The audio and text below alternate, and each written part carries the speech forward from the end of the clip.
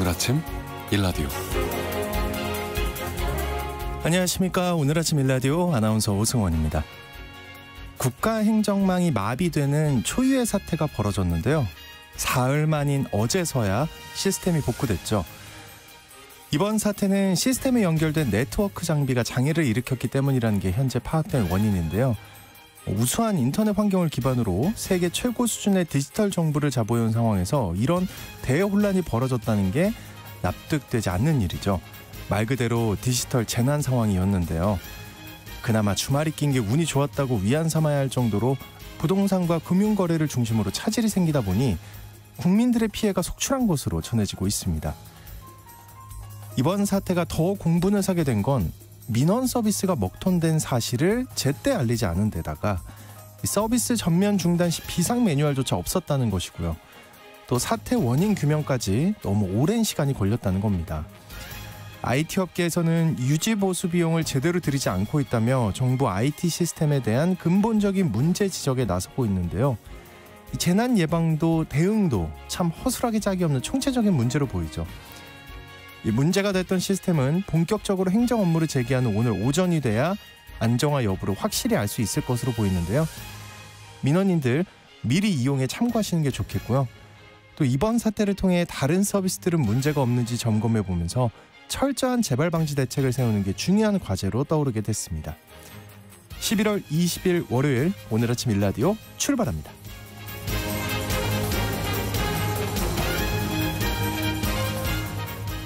네, 오늘 아침 일라디오 이 시간은 물론 KBS 일라디오의 모든 프로그램은 유튜브 KBS 일라디오 공식 채널이나 모바일 콩 어플리케이션을 통해 실시간으로 함께 하실 수 있습니다. 매주 월요일 이번 주 농작업 정보 시간 준비되어 있고요. 건강의료 처방전 시간에는 안약과 인공 눈물에 대해 살펴보겠습니다. 또 하나의 세상 IT 시간에는요. 어제까지 부산 백스코에서 최대 게임쇼 지스타가 열렸는데요. 이번 대회에서 주목해볼 게임 산업의 트렌드에 대해 알아보겠습니다. 자, 청취자 여러분 참여하실 수 있는 퀴즈 관련해서 드릴게요. 추위가 풀리면서 대기가 정체되자 이것의 농도가 짙어지고 있는데요. 국립환경과학원의 전망에 따르면 올겨울 이것이 작년 겨울보다 짙을 가능성이 크다고 합니다. 동태평양 엘니뇨 현상 등이 그 원인으로 꼽히고 있다는데요. 이것은 대기 중에 눈에 잘 보이지 않는 먼지를 말하는데 무슨 먼지라고 하죠? 네, 겨울철 특히 봄의 불청객으로 불리는데 무엇일까요? 자, 추첨을 통해서 농촌진흥청에서 제공한 웰빙 혼합 잡곡 세트를 한 분께 향긋한 커피를 드실 수 있는 모바일 커피 쿠폰을 4분께 드리겠습니다. 방송에 참여하실 분들은 단문 50원, 장문 100원이 드는 유료 문자 샵 9730으로 보내주시기 바랍니다. 유익한 정보와 살아있는 이야기가 있습니다. KBS 오늘 아침 일라디오. 한 주간 농가에서 알아둬야 할 주요 농작업 정보를 전하는 시간입니다. 고혈압 유병률이 지속적으로 증가하고 있는데요. 잡곡이 고혈압을 예방하는 메디푸드로 널리 활용될 것이란 기대를 받고 있습니다. 자세한 소식 농촌진흥청 대변인실의 정병진 농촌지도관님과 전화 연결해서 들어보겠습니다. 안녕하십니까? 네, 안녕하세요. 네, 먼저 메디푸드가 뭔지 설명을 좀 부탁드릴게요. 네, 메디푸드는 건강관리를 하거나 질병으로부터 치료하는 데 도움이 되는 식품을 말합니다. 그 잡곡이 고혈압의 메디푸드로 활용 범위가 넓어진다고요? 네, 지금까지는 혼합 잡곡 가공 제품을 대부분 기능성보다는 관능적 특성에 따라서 원료를 혼합해서 판매하고 있는데요. 이번에 농촌진흥청과 한양대학교, 충북대학교가 공동 연구를 통해서 잡곡 가공식품 제조 시 항고혈압 활성 높은 최적의 혼합 비율을 제시했습니다. 네, 그 다양한 잡곡이 있는데 어떤 방법으로 이 혼합 비율을 조사한 건가요? 네, 귀리, 콩, 팥, 수수, 조 등 다양한 잡곡 중에 항고혈압 활성이 우수한 손가락조, 수수, 팥, 조를 선별해서 손가락조와 수수, 팥 그룹과 팥, 수수, 조의 두 그룹으로 나눠서 혼합 비율에 따른 활성을 평가했습니다. 네, 어떤 결과가 나왔죠? 네, 그 결과는 손가락조, 수수, 팥 그룹의 혼합비가 30대 35대 35 비율일 때 항고혈압 발생이 39%로 가장 높게 나타났습니다. 하지만 손가락조, 수수, 팥, 조를 모두 혼합했을 때는 오히려 항고혈압 발생이 떨어지는 것으로 나타났습니다. 그러니까 특정 비율일 때 항고혈압 활성이 높게 나타났다. 그 동물 실험 같은 것도 해본 건가요? 네, 세포 실험과 동물 실험을 통한 효과도 검증해 봤는데요. 작곡 혼합 추출물을 이용한 세포 실험에서는 혈관을 확장하는 산화질소 생성량이 대조군보다 약 7% 증가했습니다. 그리고 동물 실험에서도 작곡 혼합 추출물을 6주간 섭취시킨 지가 고혈압 대조군보다 수축기 혈압은 평균 18.8%, 이완기 혈압은 32.3% 감소했습니다. 오, 네. 그 고혈압에 좋은 선식이나 음료 등 이 잡곡 가공식품을 제조할 때 도움이 많이 될 것 같은데 이게 제품으로 좀 나왔으면 좋겠네요. 네, 농촌진흥청은 항고혈압 작곡 혼합 비율 결과를 산업재산권으로 출원을 했습니다. 그리고 산업체와 연계해서 기술 이전을 하고 사업화를 지원할 계획입니다. 그래서 이러한 기술이 작곡 제품 개발로 이어지면 국내 작곡 소비 확대와 농가 소득 향상에도 기여할 수 있을 것으로 기대하고 있습니다. 네. 이번 주 수요일은 얼음이 얼기 시작하고 첫눈이 온다는 24절기 중 20번째 절기인 소설인데요. 이제 농가에서는 본격적으로 겨울철 준비를 해야 될 것 같은데 이번 주 농가에서 실천해야 할 주요 농작업 정보 알아보겠습니다. 먼저 벼농사인데요. 어떤 일들을 해야 하나요? 네, 오늘은 벼 수확이 완료된 논의 땅심을 높이기 위해 실천해야 할 농작업 정보 알려드리겠습니다. 땅심이 낮은 논은 논의 특성에 맞게 유기물이나 토양개량제를 첨가해 주시고요. 객토나 깊이가리 등을 통해서 토양을 개량해 주시는 것이 좋습니다. 그리고 규산질 비료가 부족한 논은 규산질 비료를 넣어주면 벼의 잎과 줄기를 튼튼하게 해주고 병해충이나 냉해를 줄일 수 있습니다. 농가리 하기 전에 미리 줘서 유기물 분해도 촉진시키도록 해주셔야겠습니다. 네, 땅심을 높이기 잘하셔서 내년에도 풍년 농사 되시기 바랍니다. 또 겨울나기에 들어가는 밀보리 재배 농가 어떤 관리가 필요할까요? 네, 밀보리는 물고임에 의한 습해에 매우 약한 작물이기 때문에 논에 심은 밀보리는 배수로 정비를 특별히 잘해 주셔야 한다는 점 다시 한번 강조드리겠습니다. 논의 끝머리에 좌우로 배수로를 내고 배수로가 서로 연결되게 해서 배수구로 물이 잘 빠지도록 해주면 좋습니다. 그리고 늦게 파종한 지역에서는 퇴비나 볏짚 등 유기물을 표옥해주고 복토를 충분히 해주면 안전하게 겨울나기를 할 수 있습니다. 네. 그리고 이제 곧 겨울 딸기가 나올 시기가 됐다고요. 이 비닐하우스에서 재배하고 있는 딸기 어떤 관리가 필요할까요? 네, 맞습니다. 요즘 조금씩 출하가 되고 있긴 한데요. 네. 이제 좀 더 있으면 본격적으로 겨울 딸기가 출하될 시기입니다. 겨울철 재배하는 딸기의 관리 방법에 대해서 알려드리겠습니다. 딸기의 당도는 온도, 일사량, 잎면적, 탄산가스, 꽃속금, 물대기 방법, 품종, 수확 시기 등에 따라서 당 축적량이 달라지기 때문에 매뉴얼대로 잘 관리를 해주셔야 하겠습니다. 특히 해가 지기 전후 3-4시간 동안은 잎의 광합성 산물인 당을 과실로 보내줘야 하기 때문에 기온을 13도에서 15도로 유지해 주시고요. 새벽에도 최저 온도가 5 내지 6도가 되도록 관리해 주셔야겠습니다. 그리고 겨울철에는 새잎의 발생 속도가 떨어지기 때문에 잎 따주기는 최대한 자제하는 것이 품질 관리에 유리하다는 점 잊지 마시기 바랍니다. 야, 이거 관리하기가 그러니까 온도 조절하는 게 굉장히 중요하네요. 네, 빨리 맛있는 겨울 딸기 먹고 싶은데 내년 농사를 위해 그 겨울철 과수원 관리는 어떻게 해야 하나요? 네, 세력이 많이 약해진 강원에서는 잎이 떨어지기 전에 요소 3 내지 5%액을 연면 시배해 주시면 좋습니다. 그리고 월동 준비를 위해 나무 원줄기에 백색 수성 페인트를 칠하거나 집, 신문지, 반사필름 등 보온 자재로 피복을 해주면 안전한 겨울나기에 도움이 됩니다. 또한 토양이 건조하지 않도록 수확 후부터 땅이 얼기 전까지는 충분히 관수를 해주시면 좋은데요. 사질 토양은 4일 간격으로 20mm, 양토는 7일 간격으로 30mm, 점질 토양은 9일 간격으로 35mm 정도의 물을 대주시면 좋습니다. 네. 그리고 겨울철 사료작물에 대한 관리 어떻게 해야 할까요? 논에서 겨울에 재배하는 이탈리안 라이그라스나 호밀은 너무 많이 자란 상태로 겨울나기에 들어가면 엄피해를 받을 수 있습니다. 따라서 풀의 키가 15cm 내외가 유지되도록 해줘야 합니다. 그리고 겨울 사료작물은 땅이 얼기 전에 땅 눌러주기를 해주면 생산량이 늘어나는데요. 땅을 눌러주면 토양 수분을 보존하고 뿌리를 토양에 밀착시켜서 겨울철에 마르거나 얼음피해를 줄일 수 있기 때문입니다. 네, 한겨울 들어가기 전에 땅 눌러주기도 잘해주셔야겠습니다. 이번 주 농작업 정보 잘 들었습니다. 농촌진흥청 대변인실의 정병진 농촌지도관님과 함께했습니다. 고맙습니다. 네, 감사합니다.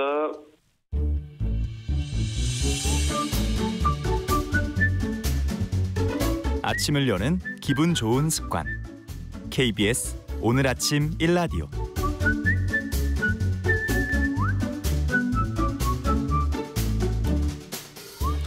의료 서비스와 질병에 대한 다양한 이슈와 정보 살펴보겠습니다. 약이 되는 건강의료 처방전 시간. 오늘은 인공눈물과 안약 얘기를 준비하셨다고 합니다. 박한슬 약사님 나와주셨습니다. 안녕하십니까? 안녕하십니까? 건강방송에서도 안약은 잘 못 접한 정보인 것 같아요. 그 인공눈물과 안약은 정말 많이 사용하는 의약품인데 사실 뭔가 얘기를 듣거나 별로 아는 게 없다는 생각이 드는데 우선 안약에 대해서 설명을 좀 해주시죠. 네, 아무래도 방송에서 안약을 잘 다루지 않는 게 이런 이유인 것 같아요. 그냥 가끔 인공눈물 건조할 때 넣는 거 말고는 이걸 일상적으로 계속 넣는 분이 없다 이렇게 생각을 하시는 것 같은데 사실은 그렇진 않거든요. 네. 이게 안약도 종류도 참 많기도 하고 이제 의학적으로는 이걸 점안제라고 부르는데 점안제. 네, 눈에다가 이제 점한다 약간 이렇게 하는 건데 네. 너무 어려운 말이 그냥 안약이라고 쓰겠습니다. 네, 일단 한번 들은 걸로 넘어가겠습니다. 네. 일단 안약 중에 좀 대표적인 것들을 좀 사용법이랑 같이 소개를 드려볼까 해서 오늘 준비를 해왔고요. 네. 이제 첫 번째는 당연히 우리가 가장 많이 쓰는 인공눈물입니다. 요즘처럼 건조한 날씨에는 한 번씩 넣는 분들 계신데 네. 보통 이거를 되게 정례적으로 쓰시는 분들은 안구건조증이 있으신 분들이세요. 근데 이게 안구건조증이 뭐 라식이나 라섹 같은 시력 교정술을 한다든지 아니면 이제 렌즈를 오래 끼시는 분들한테 많이 발생하기 때문에 이런 분들은 이제 정말 달고 사시는데 요거는 뒤에서 조금 더 자세히 설명을 드리면 좋을 것 같고요. 네. 이제 두 번째는 이제 우리가 가끔 눈에 염증 생기는 경우들이 있잖아요. 이제 보통은 알러지성으로 결막염 생기는 분들은 이제 그런 알러지를 가라앉힐 수 있는 항히스타민제 안약들이 있습니다. 예, 네, 예. 그런 것도 많이 쓰시는데 이게 그냥 알러지성이 아니고 감염 때문에 결막염이 생기는 경우들이 있어요. 네, 더러운 손으로 이렇게 눈을 막 만졌다가 이제 막 그러면 감염이 생겨서 막 눈곱 엄청 끼고 막 이렇게 되는 경우들이 있는데 이럴 때는 항생제가 들어있는 안약들을 사용하게 됩니다. 그래야지 눈에 있는 감염이 치료가 될 거니까요. 네. 네, 그래서 이제 항상 꼭 강조드리고 싶은 게 안약을 넣든 뭘 하든 간에 손으로 눈을 만지지 않는 거를 굉장히 좀 중요하게 생각을 해주셔야 됩니다. 만진다면 손을 꼭 씻고 깨끗한 상태로 만지시는 게 좋고요. 네. 네. 그래도 이제 세 번째로는 이제 만성적으로 눈에 질병이 있어서 계속 안약을 넣는 분들이 계세요. 이제 가장 대표적인 게 녹내장. 녹내장이란 게 뭐냐면요. 이제 눈의 압력, 그러니까 안압이 너무 높아지면은 눈 안에서 이렇게 압력이 너무 세지니까 시신경들이 조금씩 죽어가기 시작합니다. 그래서 나중에는 잘못하면은 이제 실명까지도 될 수 있는 좀 무서운 질병인데 예.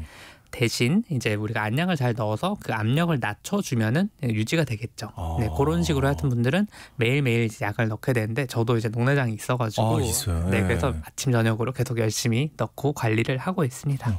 근데 저는 사실 이제 개인적으로 눈이 좋은 편이어서 신경을 안 쓰고 살았는데 얼마 전에 저희 어머니가 수술을 하셨더라고요. 눈 수술을. 네. 녹내장인지 백내장인지 헷갈리는데 네, 이렇게 갑자기 좀 안 좋아질 수도 있구나 하는 걸 보면서 그래서 좀... 눈도 정기적으로 검진을 한 번씩 받아주는 게 좋고요. 예. 이제 백내장 같은 것도 이제 따로 쓰는 안약이 있기 때문에 그런 것들도 이제 안과 가셔서 선생님 말씀을 잘 듣고 그 지시 따라서 잘 안약 넣어주시면 큰 문제는 없습니다. 근데 얘기 듣다 보니까 안약이 생각보다 종류가 많네요. 예, 그 안약 넣을 때마다 저는 궁금했던 게 이게 한 방울 약간 주변에 흘리고 빠지고 막 이러잖아요. 그렇죠. 네. 근데 정말 한 방울만 넣어도 되는 거예요? 이게 굉장히 좀 중요한 질문을 주셨는데요. 네. 이게 한 방울만 넣으면 된다는데 막 넣다 보면 흘리고 그렇죠. 한 방울도 사실 크기가 좀 다른 경우들이 있잖아요. 네. 그래서 이게 큰 한 방울인지 작은 한 방울인지 너무 이게 좀 궁금하고 이상하잖아요. 네. 그런데 정말로 결론부터 말씀드리면 딱 한 방울만 넣으면 됩니다. 명확한 이유가 있는데 네. 그 우리가 먹는 약을 먹을 때는 별로 흡수에 대한 고민을 안 해도 됩니다. 먹으면 당연히 흡수되는 거 아니야 이렇게 생각할 수 있는데 옛날에 이제 의약분업 전에 이제 약국에서 약 만들고 이럴 때는 약이 그대로 변으로 나오는 경우도 있었다고 해요. 너무 그래요? 잘못 만든 약들은.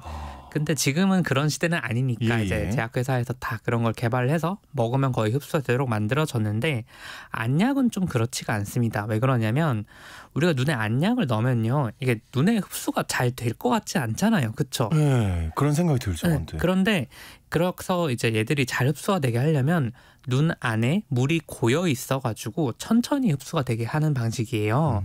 그런데 그럼 우리 눈 안에 이제 물이 고여 있을 만한 공간들이 한정이 돼 있을 거 아닙니까? 네. 눈꺼풀 밑이라든지 이런 곳들 거기가 네. 부피가 해봤자 얼마나 되겠어요. 네.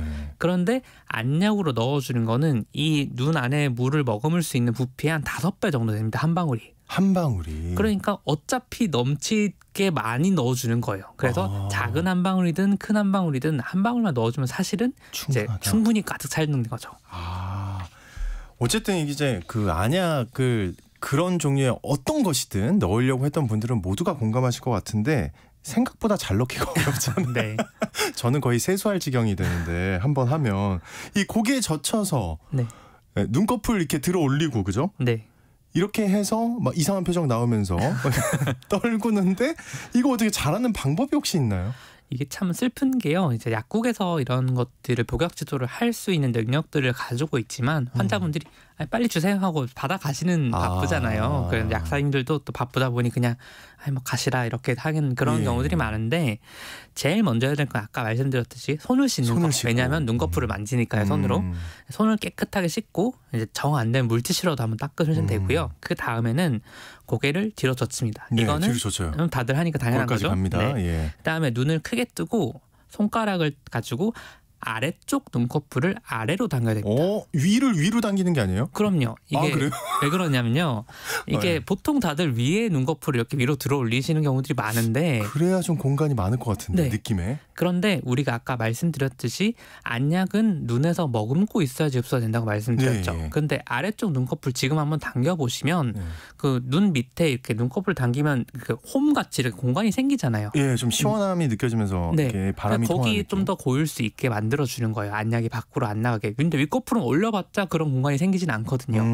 네. 그래서 아랫꺼풀을 내리고 고개를 젖힌 상태에서 하면은 거기 딱 떨어뜨렸을 때 머금기 쉽게 되기 때문에 이제 네. 그렇게 하시는 게 좋고요. 이제 세 번째 이제 안약을 한 방울 딱 떨어뜨립니다. 네. 근데 이때도 눈동자 정면에 떨어뜨리면 안 돼요. 어디 떨어뜨리는지 확인하고 싶어서 이렇게 하고 싶잖아요. 정면으로. 아니 그게 아니라 네. 무조건 정면으로 해야 되는 줄 알았는데. 아니에요. 아니에요? 그러면은 네. 이제 그 망막 반사 같은 게 생길 수가 있거든요. 무슨 말이냐면 눈동자 한가운데 딱 하면은 사람의 생체 구조상 눈을 너무 깜빡깜빡하게 돼요. 그래가지고 눈꺼풀을 쪽으로 이제 젖혀서 뒤로 눈동자를 뒤로 젖힌다고 생각하고 흰자 쪽에다가 이렇게 떨어뜨려야 됩니다. 그래요? 네, 안약은 그렇게 하시는 게 맞습니다. 야, 지금까지 하나도 제대로 하는 게 없었는데.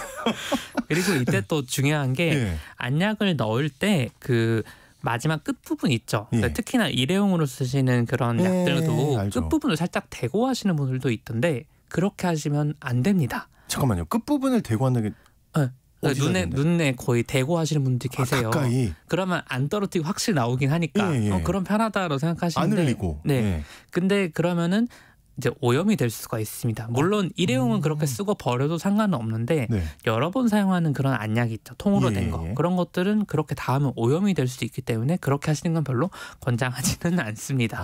그러니까 절대 그 피부에 닿지 않게. 네. 네, 그렇게 한 방울 떨어뜨렸으면 이제 눈을 한 2번 정도만 깜빡깜빡 해주시고 가만히 눈을 감고 계셔야 됩니다. 심지어 또 뜨고 있는 게 아니었어요. 네, 이게 한 번, 2번 정도 깜빡이면은 안약이 약간 한 방울 떨어진 게 눈에 고르게 퍼지게 되겠죠. 근데 너무 많이 하면은 다시 또 새어 나가요. 한 2번 정도 하고 눈을 감고 계시면 되고 그 다음에 5번째로 이제 2번째 손가락, 검지 손가락 가지고 코랑 눈 꼬리 쪽에 사이 있죠. 네. 그 코랑 눈곱 잘 끼는데. 네, 눈곱 잘 끼는 그 사이를 지그시 눌러주면 됩니다. 좀 더 눈꼬리 쪽을 눌러주시면 되는데 우리가 슬퍼서 눈물을 흘리면 네. 그 콧물이 자꾸 같이 나오잖아요. 그렇죠. 네. 그게 왜 그러냐면은 눈에 배수로가 있습니다. 코 쪽으로 빠질 수 있도록. 네, 그래서 우리가 안약을 넣었는데 머금고 있어야 되는 게 그 배수로로 빠지면 아깝잖아요. 그렇죠. 그래가지고 그 눈 꼬리 쪽을 이렇게 지그시 눌러주면은 너무 세게 안 눌러도 됩니다. 예. 지그시 눌러주면은 걔들이 코로 흘러가는 걸 막을 수가 있습니다. 배수로를 차단하는 네, 거군요. 배수를 막아주는 거죠. 그러면은 한 1, 2분 정도만 좀 누르고 있다가 떼주시면은 이제 안약이 굉장히 잘 흡수가 되는 거죠. 이렇게까지 하는 게 정석적인 안약 넣는 방법입니다. 근데 제가 지금 머릿속에 기억에 남는 거는 이제 고개를 뒤로 젖히고 아래쪽을 네. 아래쪽에 넣고 대충 한두 번 깜빡이고 눈을 감고 있어라. 네. 손 이 눈곱에 거기 대는 것까지는 좀 네, 고급자들만. 네. 네. 어쨌든 저는 이런 방법 진짜 처음 들었는데 그 인공 눈물 어떤 인공 눈물은 눈에 넣으면 되게 시큰하다고 느껴지는 게 있다고 들었어요. 그건 뭔가요? 이게 참 표현이 어려운 감각이네요. 시큰하다, 시원하다. 약간. 시원하다에 가까운 것 같아요. 저는 한번 해봤을 때. 저는 고향이 경상도라서 그런지 이거를 약간 화하다 뭐 이런 식으로 표현을 하시는데 네, 정확하게는 시원하다가 좀 더 맞는 감각이에요. 왜 그러냐면요. 이제 우리가 가장 흔하게 느낄 수 있는 게 이제 목 아플 때 먹는 캔디. 그 제품 아시죠? 시원한 캔디, 그 캔디요. 그거 약국에 파는 뭐 그런 것도 있고 다양한데 그걸 먹으면 딱 그 느낌이잖아요. 목에서. 이게 박하 같은 데 많이 들어있는 이제 멘톨이라는 물질 때문인데요. 이제 멘톨이 우리 몸에 닿으면 시원한 감각을 줍니다. 실제로 시원해지는 건 아니고 그냥 시원한 청량감을 주는 거예요. 그냥. 그래서 인공 눈물에 그런 성분이 들어있는 거는 우리가 안구 건조증 있으면 눈이 되게 뻑뻑하고 막 되게 답답하고 건조하고 그렇잖아요. 근데 그때 청량감이 쫙 돌면은 그냥 물을 넣어주는 것보다도 훨씬 더 뭔가 기분이 좋으니까. 근데 다만 이제 실제로 건조한 걸 없애는 거는 히알루론산이라는 그 성분이 그런 거고 이제 이렇게 시원해지는 느낌을 주는 거는 그냥 느낌만 좋은 거지 특별히 더 추가적인 효과는 없다는 걸 이해를 하시면 좋을 것 같습니다. 그렇군요. 약효 측면에서는 별 차이가 없다. 네. 근데 약사님 얼마 전에 그런 기사를 본 것 같아요. 이제 인공 눈물이 건강보험 적용이 안 된다고요? 네, 이건 무슨 얘기일까요?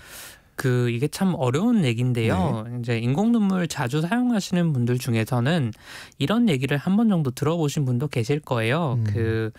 인공 눈물을 그냥 약국에서 바로 사지 말고 병원에 가서 처방전을 받은 다음에 사면 훨씬 싸다. 네. 그럼 실제로 싸지거든요. 네. 근데 왜 의사 선생님한테 진료까지 받는데 가격은 더 싸지냐? 그러게요. 이상한 거죠. 근데 이유가 이렇습니다. 우리가 약국에서 그냥 약을 사면요. 건강보험이 적용이 당연히 안 됩니다. 근데 그냥 뭐 진통제 사고 파스 사고 이러면 가격표 적힌 금액 그대로 내잖아요. 그게 건강보험 적용이 안 돼서 그런 건데 우리가 의사 선생님 진료를 보고 처방전을 받아서 조제된 약을 사면은 건강보험 적용이 되기 때문에 약값의 30%만 내면 됩니다. 약값이 싸지는 거죠. 네. 근데 이러면 이제 환자가 내는 돈만 줄어든다는 게 문제예요. 무슨 말이냐면요. 약국에서 좀 비싼 인공 눈물 산다 하면은 한 통에서 한 2만 원에서 3만 원 정도가 합니다. 네. 그러면 30% 내면 된다라고 하면은 이제 약값이 한 7천 원 정도 되는 거죠. 그런데 병원에서 진료 보면 또 3천 원을 내니까 환자는 2, 3만 원짜리를 만 원에 살 수 있는 참 좋은 건데 그 차액이랑 병원에서 나가는 진료비 더하면 훨씬 더 금액이 커지는데 이 금액을 나라에서 내주는 거잖아요. 그러니까 건강보험 재정이 굉장히 좀 악화가 될 수 있는 문제가 생기기 때문에 이제 안구 건조증도 참 힘들고 불편한 병이긴 하지만 요즘 또 부쩍이나 건강보험 재정이 어렵다 뭐 이런 얘기가 많이 나오고 있잖아요. 그래서 여러 분야에서 좀 지출을 조이고 보험료를 올리고 이런 일들을 하다 보니 이것마저도 좀 조일 수밖에 없어서 뭐 일부 보도에서는 그래서 이제 보험이 적용 안 되면 약값이 10배가 오른다. 그런 얘기도 하는데 실제로는 한 만 원 내던 게 3만 원 정도 오른다. 2, 3배 정도 오른다고 이해를 하시면 좋을 것 같습니다. 네. 건강보험 재정이 어려우니까 여러 가지로 이제 손을 대는 것 같은데 이정옥 님이 지금 질문을 보내주셨어요. 안약을 냉장고에 보관해서 사용하면 더 효과를 보는 건가요? 하고 보내주셨네요. 그거는 어떤 의미냐면요. 우리가 모든 약은 실온에 보관하는 것보다는 조금 서늘한 곳에 두는 게 더 보관 기한을 늘릴 수가 있습니다. 그런데 안약은 꼭 주의하실 게요. 한 번 쓰고 버리는 일회용 알약들은 상관이 없지만 좀 통에 담아두고 오래 쓰는 것들, 그런 것들은 개봉 후에 한 달 정도가 지났다면 이거는 오염이 됐다고 생각하고 폐기를 하는 게 맞습니다. 다른 약들은 별로 그렇게까지 강하게 말씀드리고 싶지 않은데 안약 같은 경우는 눈에 넣는 거기 때문에 굉장히 그런 게 중요하거든요. 물론 방부제가 들어있는 약들은 조금 더 오래 가지만 그게 아닌 일반 안약들은 냉장고에 넣어주신다고 하신 것으로 보아 그냥 계속 평소에 쓰시는 약인 것 같은데 그러면 좀 많이 남아서 아깝다는 생각이 들더라도 한 달 지나면 폐기를 하시는 게 안전하지 않을까 생각합니다. 그 또 관련해서 그 사용 기한이 보통 어느 정도 되나요? 이게 보통 그 뚜껑을 열었는지 안 열었는지 좀 다른데요. 왜냐하면 안약을 만들 때 이제 멸균 처리를 명확하게 하거든요. 네, 그래서 이제 지금 막 사재기 한다 이런 분들도 계시거든요. 이제 그런 분들은 뭐 지금 사두면 2년 정도는 정말 안 뜯고 두면 쓸 수는 있습니다. 근데 뜯은 순간 이제 그게 다시 안 되기 때문에 그 일회용 같은 것도 보면 가끔 뜯어서 넣으시고 또 다시 뚜껑 다시 닫는 분들도 계시잖아요. 근데 이것도 권장하진 않지만 많이들 그러시니까 그런다면 적어도 뜯고 나서는 한 3시간 정도 지나면은 버리시는 게 맞지 않나 그렇게 생각을 합니다. 네. 알겠습니다. 오늘 건강의료 처방전 시간 이 안약에 대한 궁금증 살펴봤습니다. 지금까지 박한슬 약사님과 함께했습니다. 오늘 고맙습니다. 감사합니다.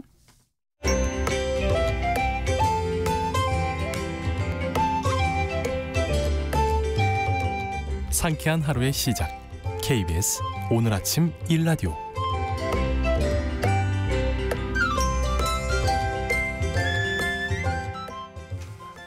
우리가 반드시 알아야 할 또 하나의 세상 IT 시간입니다. 오늘은 어제까지 부산 백스코에서 열린 게임쇼 G스타에서 주목할 IT 소식 살펴보겠습니다. 히든브레인 연구소의 송태민 소장님 나와주셨습니다. 안녕하십니까? 네, 안녕하세요. 게임 좋아하는 사람들은 부산에 많이 갔겠네요. 그죠. 가셨습니까? 저 게임을 잘 안 해서. 네. 아, 그렇군요. 네. 일단 G스타라고 이제 최대 게임쇼 저는 한번 가본 기억이 나요. 이제 부산에 한 2년 살았는데 일 때문에 어마어마합니다, 진짜. 어떤 행사인지 소개 좀 해주세요. 네, 일단 간단히 설명드리면은 부산 백스코에서 열리는 행사인데 올해 19번째 열리는 이제 국제 게임 전시회예요. 그래서 국내에서는 가장 큰 한마디로 게임 쇼다라고 보시면 될 것 같은데 이번에 이제 방문자가 19만 7천 명이라고 하더라고요. 그래서 역대 중에서 가장 많았다라고 보시면 될 것 같고요. 가장 눈에 띄었다라고 했던 것들은 찾아보니까 이제 어린 자녀를 동반한 가족들이 되게 많다. 아무래도 이제 나이대가 이게 쭉 같이 올라가면서 아이들이 가고 싶어하는 경우도 있겠지만은 그거보다는 아빠들이겠죠. 네. 그래서 아마 아빠들하고 같이 가는 이런 가족의 모습이 있지 않을까. 네. 아마 거기에는 엄마들은 잘 없을 것 같다라는 생각이 들긴 합니다. 좋은 핑계긴 하겠네요. 그렇죠. 네. 내가 애를 볼게라고 하면서 다녀오는 경우가 있을 것 같고요. 네. 그다음에 원래 이 행사 자체 취지는 이제 게임을 공개하는 자리가 좀 많아요. 그래서 실제 출시가 안 됐는데 출시 전에 미리 사람들한테 한번 써보게끔 하는 이게 이제 온라인으로 한번 보여줄게 이런 홍보보다는 사람들이 왔을 때 직접 이 앞에서 뭐 해보는 거예요? 조이스틱으로 해보거나 키보드로 해보거나 이렇게 했을 때 느낌이 훨씬 더 좋으니까 그쵸. 이걸 가지고서 하는 이런 홍보의 총력전이다라고 보면 될 것 같고요. 그다음에 특히나 이 자리에서 이제 이런 얘기가 많이 들려와요. 이제 새로운 게임이나 이런 것도 작품을 시연했을 때 사람들이 이대로만 진짜 게임이 나왔으면 좋겠다. 보통 이제 자동차, 자동차도 보통 모터쇼에서 이제 컨셉카, 그거랑 같은 개념이라고 보면 될 것 같아요. 어렸을 때 기도 많이 했는데 제발 저대로만 나오면 돈 모아서 삽니다. 그죠. 차도 그랬는데 게임도 역시 그런 경우가 굉장히 많다라고 보시면 될 것 같고요. 그다음에 이번에는 또 부스도 굉장히 많았다고 해요. 그래서 3,328개의 부스가 나왔다고 하니까 참여 업체가 엄청나게 많은 거죠. 생각보다 진짜 많네요. 네, 이제 아마 다음 달 말 한마디로 지금 11월 달이니까 1월 초에 바로 열리는 게 CES예요. 세계 전자 가전 박람회가 있는데 그것도 보통 참여하는 업체가 한 2,000개 정도거든요. 그거보다 게임 회사가 더 많았나? 라고 생각이 들긴 했는데 네, 아무래도 게임 회사가 뭐 대기업만 있는 게 아니라 중소기업도 있고 뭐 인디도 있고 다양하게 있다 보니까 수량 자체는 굉장히 많았다라고 보면 될 것 같고요. 이날 행사장에 또 NC 대표 김택진 대표가 왔었어요. 그래서 자신이 또 8년 만에 행사장에 왔다라는 거 보니까 그만큼 이 행사가 또 인기가 있고 훨씬 더 크지 않았을까라고 생각이 들기도 합니다. NC에서도 뭐가 나오나 보네요. 네, 새로운 게임들이 또 나와요. 아, 어쨌든 그 8년 만에 왔다는 거 보니까 그만큼 지스타가 네. 이제 신경을 쓰고 중요하다 네. 이렇게 받아들인 것 같은데 혹시 김택신 대표 말고 또 누가 왔었나요? 유명한 사람들이 많이 왔다고 하는데 네. 일단은 과거에는 뭐 크로스파이어, 로스트 아크 등으로 유명했던 이제 네. 권혁빈 스마일게이트 창업자도 왔었고요. 네. 이 외에도 뭐 유인촌 이제 장관도 왔었고 그다음에 윤석열 대통령이 지스타 이제 붐업을 하기 위해서 그래요? 영상 축사로 등장을 했었다고 하더라고요. 네, 그래서 예. 와 그만큼 제가 봐도 이렇게 윗사람들이라고 해야 되는지 하여튼 이 사람들이 나오기는 쉽지 않은데 그래서 그만큼 큰 행사구나 그럼요. 이제 라고 게임 생각을 산업은 했고요. 뭐, 예. 근데 사실 이런 유명인보다는 더 중요한 게 외국 바이어들이에요. 그래서 외국 바이어들이 와서 어쨌든 이게 국내에서 하는 행사다 보니까 이 국내에서 게임 회사들이 수출을 많이 해갈수록 좋은 거잖아요. 기술력이 됐던 네. 게임이 됐던 그렇다 보니까 여기 이제 B2B 영역이 따로 있었는데요. 여기서 이제 한마디로 한국에서 외국 전시회 나가면은 한국 공동관이 설치되잖아요. 네. 근데 거꾸로 이제 이건 국내에서 하는 거니까 이제 외국 뭐 브라질관, 호주관 뭐 이렇게 해가지고 별도의 관이 생겼다고 합니다. 그러니까 외국의 게임 회사들이 우리나라 박람회에 온 거군요. 네. 이제. 근데 이거는 B2B이기 때문에 사실 일반 관람객이 볼 수 있는 자리는 아니에요. 별도의 공간을 따로 들어가는 데인데 여기서는 이제 사람들을 개발자들을 보기가 또 힘들었다고 해요. 그래서 이유가 뭔가 해서 살펴봤더니 이제 미팅 일정이 가득 차가지고서 네, 국내 이제 게임 회사들과 개발자들이 꽤 인기가 있나 봐요. 그래서 이런 부분 때문에 B2B의 한마디로 프라이빗한 공간에서 서로의 이제 거래가 있지 않았을까라고 생각이 드는 이런 부분도 있습니다. 그 지스타가 게임쇼니까 현재 게임 산업의 트렌드를 네. 보기 좋을 것 같은데 올해 트렌드는 어떻게 나타났을까요? 네, 일단 기본적으로는 당연히 뭐 모바일 폰이 많으니까 모바일 게임이 좀 강세가 좀 있고요. 그 다음에는 특이했던 거는 인공지능.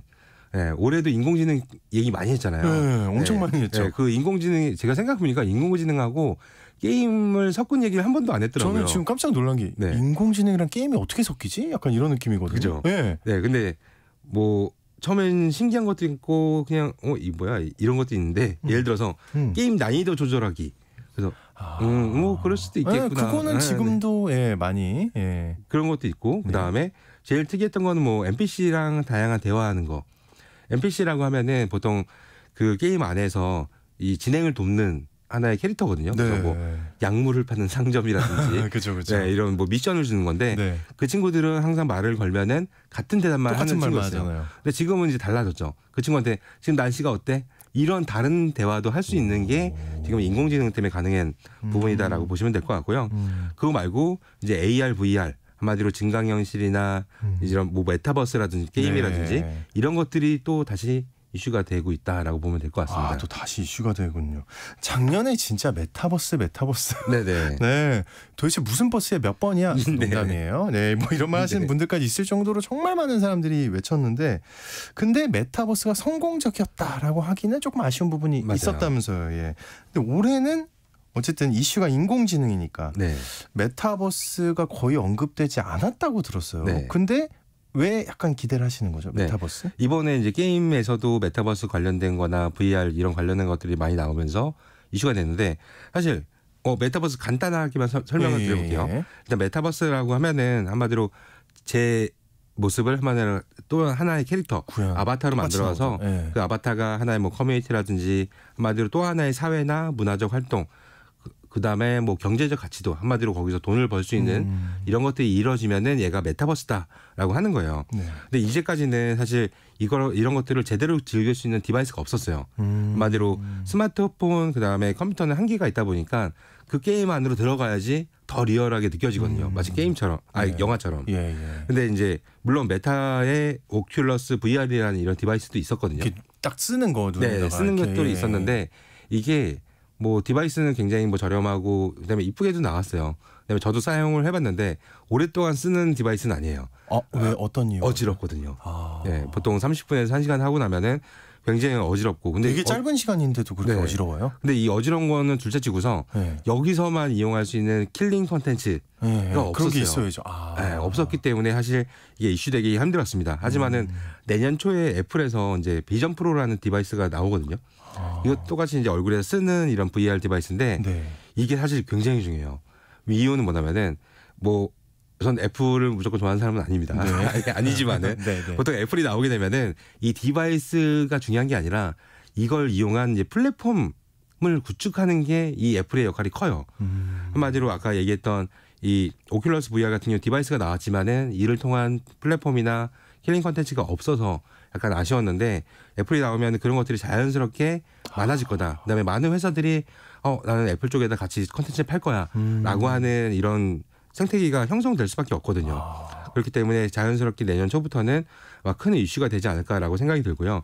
현재 뭐 제가 다녔던 회사들한테도 막 물어보니까 네. 예를 들어 뭐 삼성전자나 뭐 LG전자 이런 데서도 역시 이런 VR 디바이스 또 이제 준비하고 있다라고 하더라고요. 그래서 이제 아마 내년에는 이런 VR 활용한 이제 메타버스 게임이라든지 메타버스 커뮤니티 등이 큰 인기를 얻지 않을까라고 생각이 듭니다. 그 소장님은 그 애플 비전 프로 그 공개할 때 네. 보셨잖아요. 네, 맞죠. 근데 어때요? 그 정도로 환상적이에요?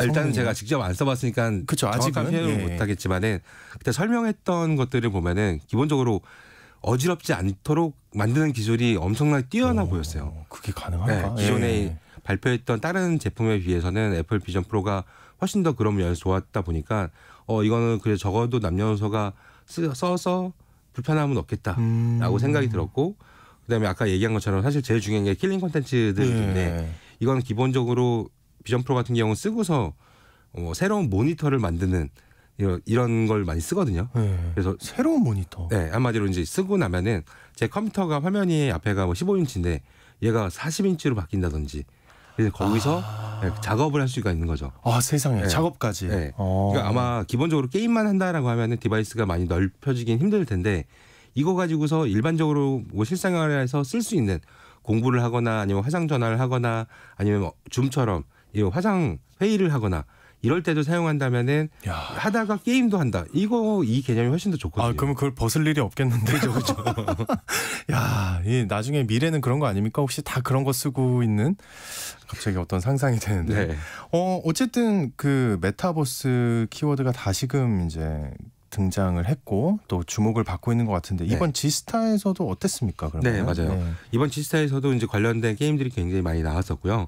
특히나 제가 이제 주목하고 있는 게임 중에 하나는 네. 인조이라는 게임이에요. 인조이. 예, 인조이라는 게임인데 아직 출시 일자도 아직 안 나왔습니다. 근데 이 현장에서는 시험을 사람들이 해볼 수 있도록 시연을 할 수 있도록 했는데 이걸 하기 위해서 3시간 이상 또 대기를 해야지만 어떤 류의 게임이었길래요? 이거는 네. 일단 만든 회사부터 얘기해 볼게요. 예. 배틀그라운드 아시죠? 아 알죠. 네, 그 만든 크래프톤에서 만든 건데 네. 같은 이런 총싸움 게임이 아니라 인생 시뮬레이션 게임. 인생 시뮬레이션. 한마디로 심시티 아시죠? 알죠. 해봤죠. 심시티 같은 한마디로 K 심시티라고 보시면 될 것 같은데요.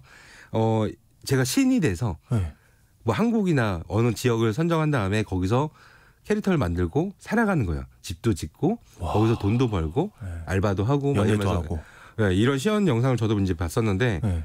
노래방이 또 있어요. 그 안에 그 노래방 안에서 노래도 부르고 그래서 거기서 알바도 해요. 알바도 하면서 한마디로 이제 막 노래방 청소도 하고 뭐 이런 것들을 보면서 아 이거 진짜 현실하고 진짜 비슷하다. 야, 정말 그냥 하나의 세계, 다른 세계에서 사는 거네요, 그냥. 네. 그다음에 캐릭터를 만드는데 제 얼굴을 엄청 세밀하게 동일하게 또 만들 수 있어요. 근데 그걸 원하지 않을 거 대부분 아닐까요? 뭐 저보다는 뭐 유명한 사람이라든지 워너비 뭔가 같은 이제 자신이 네, 그죠 가상 세계니까 맞아요. 그럴 것 같은데 사람들이 그런 것들이 충분히 가능하기 때문에 좋을 것 같고 이게 많이 큰 인기를 얻게 된다라고 하면은 뭐 새로운 커뮤니티가 또 생성이 돼서 이 안에서 또 연인끼리 놀고 뭐 친구끼리 놀고 그럴 것 같네요. 뭐 이런 것들이 많이 생길 것 같습니다. 야 신기합니다. 그 나중에 이러다가 네. SNS 그러니까 한마디로 게임이라기보다는 네. 하나의 커뮤니티나 SNS 역할을 할 수도 있지 않을까 이런 네. 생각이 갑자기 드네요. 어떻습니까? 일단은 이 로블록스라는 게임 아시죠? 예. 로블록스가 원래 메타버스에서 가장 유명한 게임 중에 하나였거든요. 이 안에서도 돈을 벌고 그다음에 사람들끼리 커뮤니티가 일어나고 막 했었는데 이런 것도 작년까지는 큰 인기였는데 요즘은 조용하죠. 예, 좀 사실 조용한 게 우리가 어른이라서 그래요. 그래서 이 메타버스는 그 로블록스는 10대들이 가장 좋아하는 게임이기 때문에 사실 저희가 직접 할 일은 많이 없는 이런 부분이 있는 거고요. 사실 약간 TMI, 약간 과한 설명이지만은 네. 지난주에 제가 어느 행사장 갔다가 로블록스 아시아 대표님을 만났어요. 네. 그래서 그분하고 얘기를 하다가 좀 알게 됐었는데 네. 여기서도 그 내년에 나오는 애플 비전 프로를 엄청 기대를 하고 있더라고요. 그렇구나. 네, 이걸로 해서 이제 10대만 유입되는 게 아니라 많은 사람들이 유입이 돼가지고서 여기서 새로운 커뮤니티가 형성되고 뭐 돈을 벌거나 이런 것들이 또 생길 것 같다라는 부분이 있었습니다. 야, 굉장히 그 게임이나 뭐나 일상이나 큰 변화가 오지 않을까. 네. 예. 자, 또 하나의 세상 IT 시간. 지금까지 히든 브레인 연구소의 송태민 소장님과 게임 이야기 나눠봤습니다. 오늘 고맙습니다. 감사합니다. 자, 오늘 퀴즈의 정답은 미세먼지였습니다. 7197님, 1464님 정답 보내주셨고요. 8702님, 아침 일찍이 일터에 가며 청취하는 청취자입니다. 답 미세먼지 하고 보내주셨습니다. 어우, 되게 일찍 가시네요. 네, 힘들지 않길, 오늘도 즐거운 하루 되길 기대하겠습니다. 0697님도 정답 보내주셨습니다. 독감이 유행인데 건강 조심하라고. 네, 우리 모두가 조심해야겠죠. 중복 당첨 여부 확인 후에 홈페이지에 당첨자 올려놓겠습니다. 여러분 오늘 모두 좋은 하루 보내시고요. 전 내일 다시 돌아오겠습니다. 안녕히 계세요.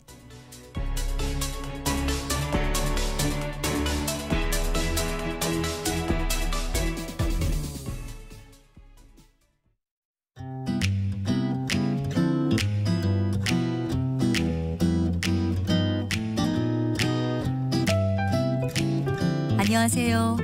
바른말 고운말입니다.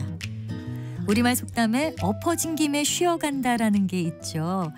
뜻하지 아니하던 기회를 만나서 자기가 하려고 하던 일을 이룬다는 뜻인데요.